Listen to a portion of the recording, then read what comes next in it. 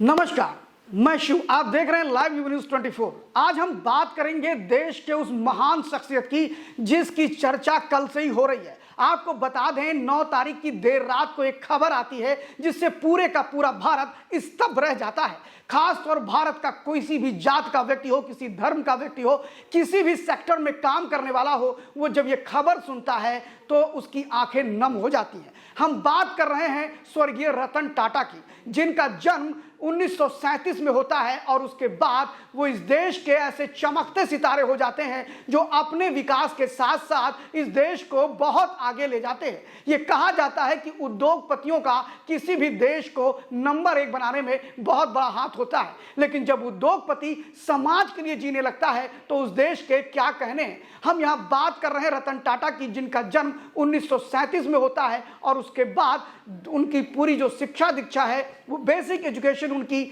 मुंबई में Campion school में होती है। उसके बाद वो शिमला चले जाते हैं। शिमला के बाद रतन टाटा को पढ़ने के लिए विदेश भेजा जाता है, अमेरिका में, जहां लॉस एंजिल्स में वो आर्किटेक्चर के इंजीनियर होकर के निकलते हैं। आपको बता दें कि रतन टाटा की 10 वर्ष की उम्र में उनके पिता नवल और माता के बीच में मतभेद होने के कारण जब विवाद बढ़ता है तो उनके माता पिता अलग हो जाते हैं। सबसे बड़ी बात यह है कि रतन टाटा अपनी दादी के सानिध्य में वो पढ़े बड़े हुए और उन्होंने उनका पालन पोषण किया। रतन टाटा की दादी नवाज टाटा जो थी, उन्होंने इनको लेकर के लीगल एडॉप्शन इनका किया था और अपना बेटा माना था। आपको बता दें इसके बाद उनके चचेरे भाई नोएल टाटा के साथ इनका पूरा पालन पोषण किया गया। जब वो लॉस एंजिल्स में जाते हैं और वहां पर जाने के बाद वो आर्किटेक्ट इंजीनियर होकर के आते हैं, आर्किटेक्ट के।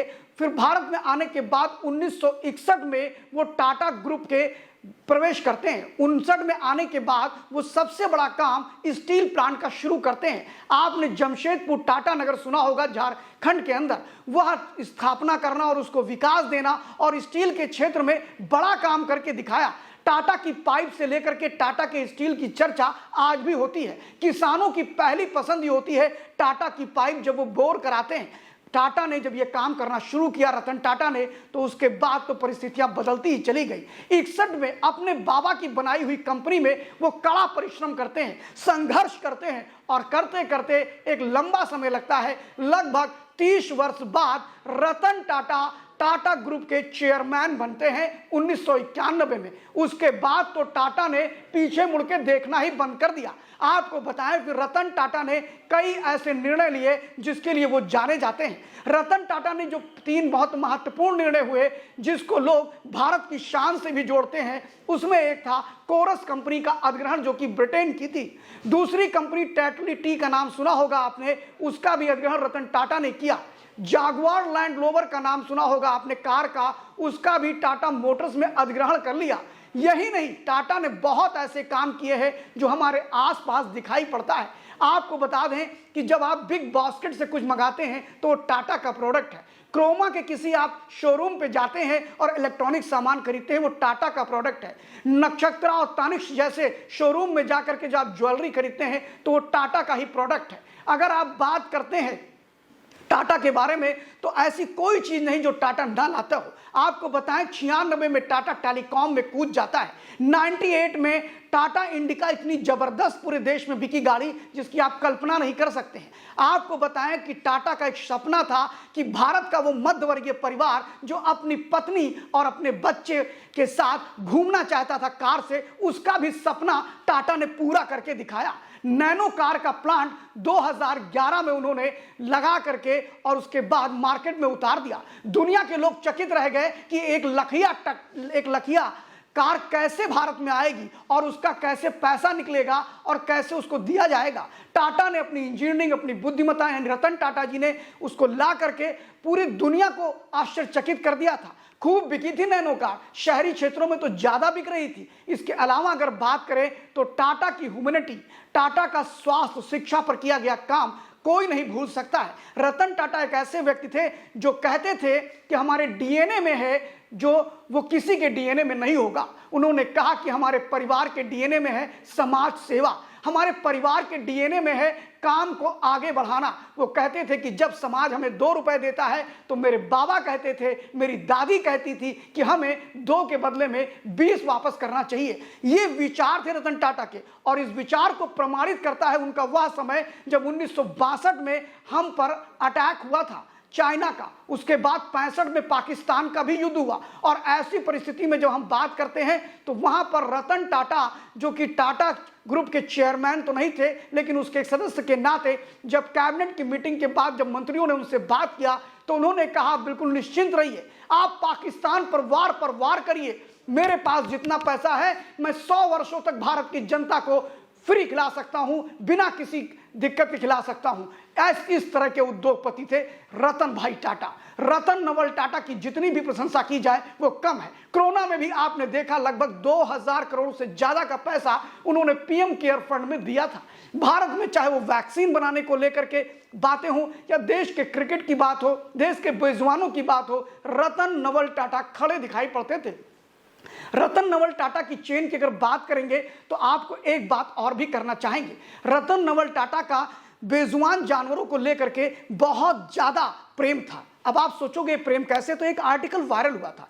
आपको बताता हूं, उस आर्टिकल जो वायरल हुआ था कुछ समय पहले, उसमें रतन टाटा का जो चेन है यानी टाटा ग्रुप का जो ताज होटल है, जो पूरी दुनिया में बड़ा ही लोकप्रिय है, और खास तौर पर मुंबई का ताज तो बहुत ही फेमस है। जब उस पर अटैक हुआ उसके बाद तो वो और भी लोगों की निगाह में आया, लेकिन ताज है। ताज में चाय पीना लोग शान समझते हैं, इसलिए नहीं कि ताज में चाय पीना शान इसलिए समझते हैं कि 7 स्टार होटल है या बहुत अच्छा होटल है, इसलिए भी शान समझते हैं कि जब अंग्रेजों ने लिखा dogs and Indian are not allowed होटलों में, तो रतन टाटा के जो बाबा थे जमशेद जी टाटा, उन्होंने उनसे अच्छा होटल बना करके मुंबई में दिया, और ये भारत के स्वाभिमान का प्रतीक था।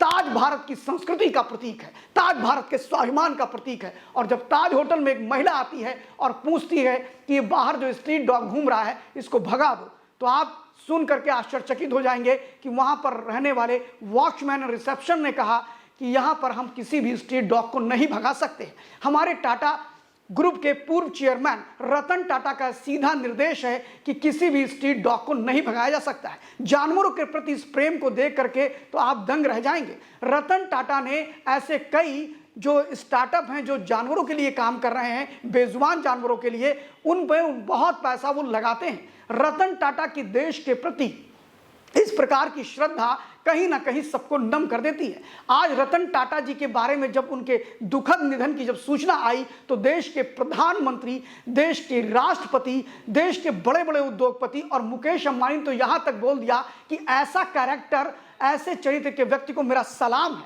जिस व्यक्ति ने देश को बहुत कुछ दिया है। रतन टाटा को लेकर के मुकेश अंबानी ने कहा मैंने अपना सब कुछ खो दिया है, मैंने अपना दोस्त खो दिया है। वो लगभग सभी के दोस्त थे, बड़े छोटे सभी के दोस्त थे। लेकिन अब अंत में एक बहुत महत्वपूर्ण बात बताने जा रहा हूं रतन टाटा को लेकर के, कि रतन टाटा ने शादी क्यों नहीं की। ये बड़ा विषय है कि रतन टाटा ने विवाह क्यों नहीं किया। रतन टाटा ने विवाह इसलिए नहीं किया, उसके पीछे कई कारण हैं। पहला कारण यह है कि रतन टाटा जब लॉस एंजल में वहां पर उन्होंने 2 साल नौकरी किया, उसी बीच में एक लड़की से उन्हें प्रेम हुआ, जिसका खुलासा उन्होंने स्वयं किया। और उन्होंने कहा कि जब मुझे प्रेम हुआ तो मैंने उससे कहा कि तुम भारत आकर के मेरे साथ रहो। और जब उन्होंने अपने परिवार में इस चीज़ की बातचीत करी तो उनके पिता ने उस पर एग्री थे कि जब अगर यहाँ आएगी तो ठीक है, वहाँ तुम्हें नहीं रहना है। जब उनकी बातचीत चल रही थी तभी भारत और चीन का युद्ध हो गया।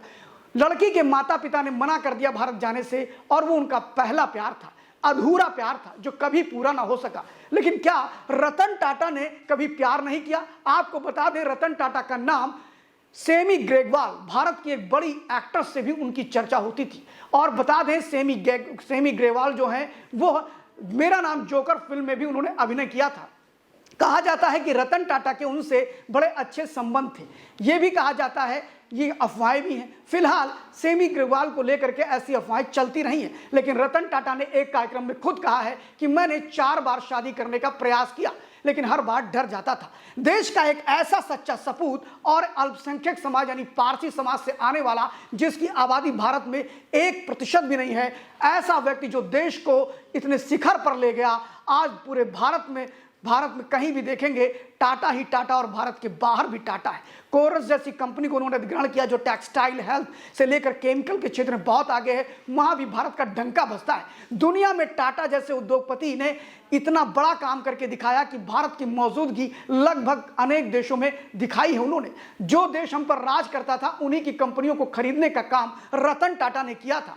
रतन टाटा जैसा व्यक्ति जो देश में हमेशा दिल खोल कर दान करते रहे, वो लोगों को भी करते रहे, सरकारों को भी करते रहे, सेना को भी मजबूत करते रहे।